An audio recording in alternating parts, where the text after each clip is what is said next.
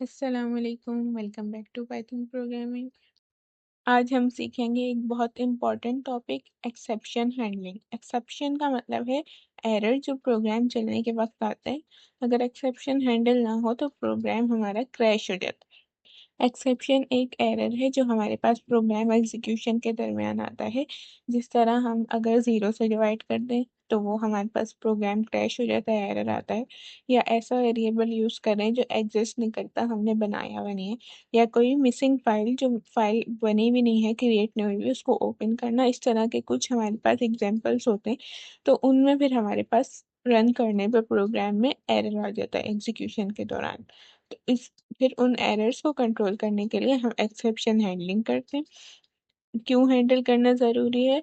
अपने प्रोग्राम को क्रैश होने से बचाने के लिए और कुछ मीनिंगफुल, मतलब जिस तरह हमारे पास एरर मैसेजेस आ रहे होते हैं, अगर हम नॉर्मल प्रोग्राम रन करें और वो क्रैश हो जाए तो वो हमें समझ नहीं आ सकते। मतलब कुछ इस तरह लिखी होती है लाइंस के, वो हमें समझ नहीं आ सकती।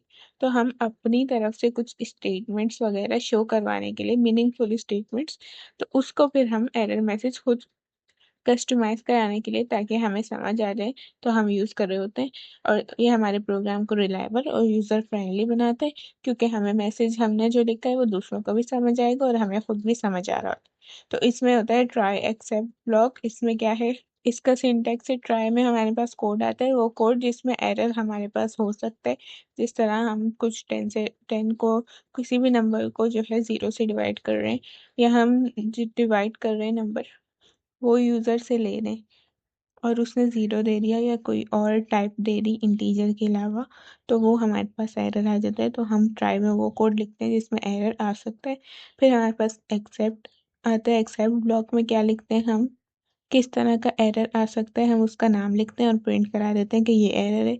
एक और एक्सेप्ट ब्लॉक, हम इसमें जितने भी चाहें यूज़ कर सकते हैं। एक्सेप्ट ब्लॉक में आता है, अगर एरर आएगा तो प्रोग्राम क्रैश नहीं होता, बल्कि यूज़र फ्रेंडली मैसेज शो हो जाता है। जिस तरह हमने लिख दिया कि एरर इनवैलिड इनपुट, इस तरह हम कुछ भी इसको शो करवा सकते हैं। इसकी एग्जांपल हम करके देखेंगे। अब हमारे पास एक और है फाइनली।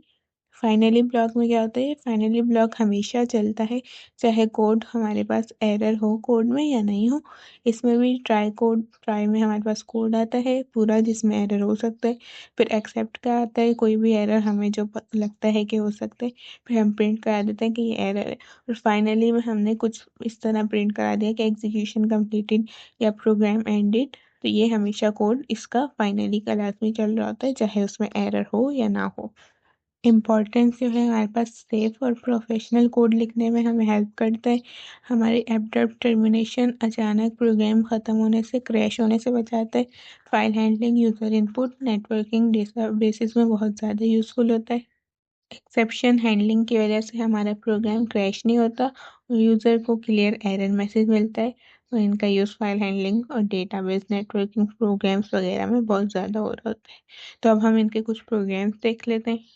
सबसे पहले मैंने एक एग्जांपल लिखी है विदाउट एक्सेप्शन। इसमें हमने एक्सेप्शन यूज़ नहीं की हुई। इसमें मैंने एक नंबर वेरिएबल लिया है, उसमें हमने इंटीजर टाइप का इनपुट लिया, उसको बोला इंटर नंबर।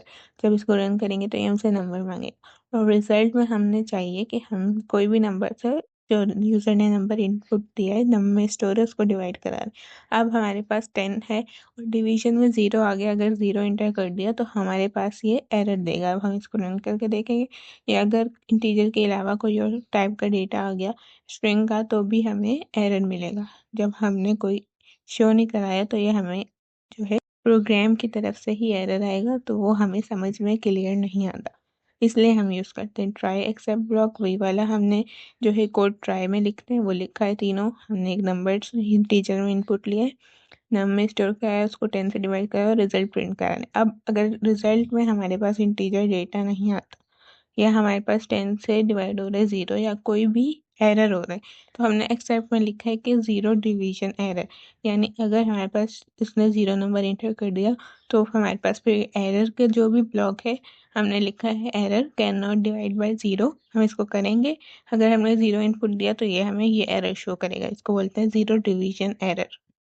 फिर एक और एक्सेप्ट के ब्लॉक में वैल्यू एरर लिखा है, यानी अगर कोई और इंटीजर स्ट्रिंग दे दी या कोई भी हमने एबीसीडी दे दी या हमने स्पेशल कैरेक्टर्स दे दिए तो ये वैल्यू एरर शो करेगा। इसमें हमने लिख दिया कि error in valid input, please inter a number. इसको रन करके हम गलत इनपुट और सही इनपुट के साथ भी देखेंगे।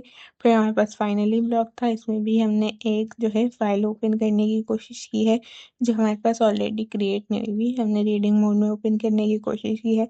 अब हमने इसमें लगाया है error, file not found error. अगर फाइल फाउंड एरर नहीं हुई तो ये हमें एरर देगा कि एक्सेप्ट का जो भी ब्लॉक है जिसमें हमने लिखा है प्रिंट फाइल नॉट फाउंड, ये हमें दे देगा। और फिर फाइनली हमेशा प्रिंट होता है तो एग्जीक्यूशन कंप्लीटेड प्रिंट होगा।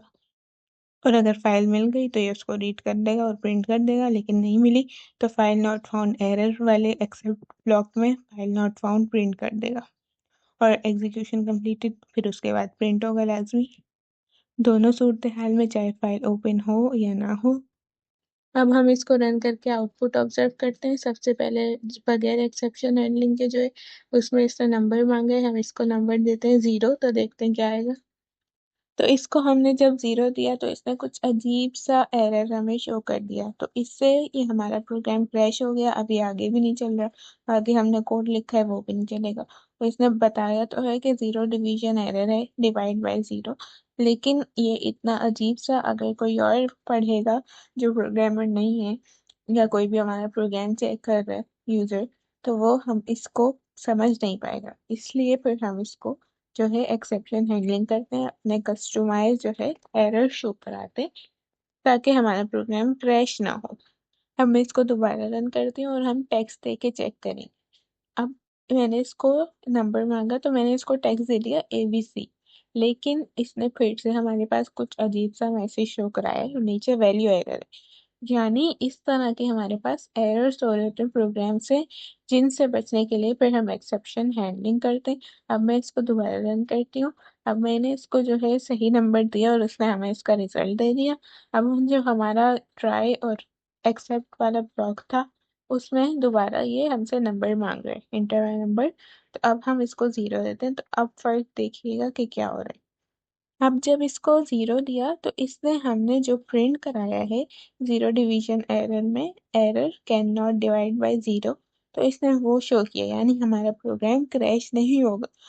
तो हमने नोट किया कि पहले जो है हमारा प्रोग्राम अजीब सा एरर शो करके क्रैश हो जाता है, आगे वाला प्रोग्राम नहीं चलता, लेकिन हमारे पास आगे भी प्रोग्राम चला है, बिल्कुल सही से एग्जीक्यूट हुआ है।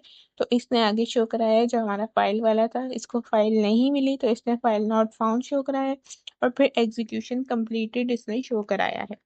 तो यहाँ पे यही फर्क होता है। अब इसको दोबारा रन करके, अब पहले मैंने सही नंबर दिया उसका रिजल्ट आ गया, फिर एक्सेप्शन में वैल्यू एरर चेक करते हैं तो हमें इसने दिया है अब ABC दिया मैंने इसको, वैल्यू एरर आया। अब जो है invalid input, please enter a number, यानी वैल्यू एरर वाले ब्लॉक में जो था इसने वो प्रिंट कराया। तो इस तरह एक्सेप्शन हैंडलिंग हो रही होती है और बाकी हमारा प्रोग्राम क्रैश नहीं होता। आगे जो भी आउटपुट, जो भी हमारा प्रोग्राम कोड लिखा होता है वो जरूर एग्जीक्यूट होता है, हमारा प्रोग्राम क्रैश होने से बिल्कुल बच जाता है।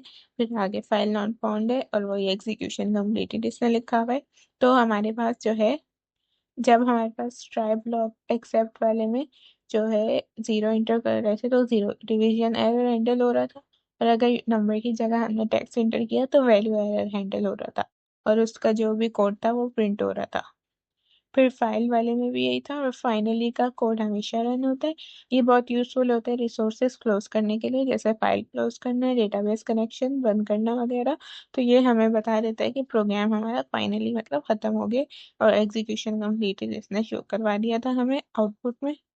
इस तरह हम अजीब एरर्स से बचने के लिए, अपने प्रोग्राम को क्रैश करने से बचने के लिए यूज़ कर रहे होते हैं एक्सेप्शन हैंडलिंग, ताकि यूज़र को क्लियर मैसेज मिल जाए और उसको समझ भी आ जाए।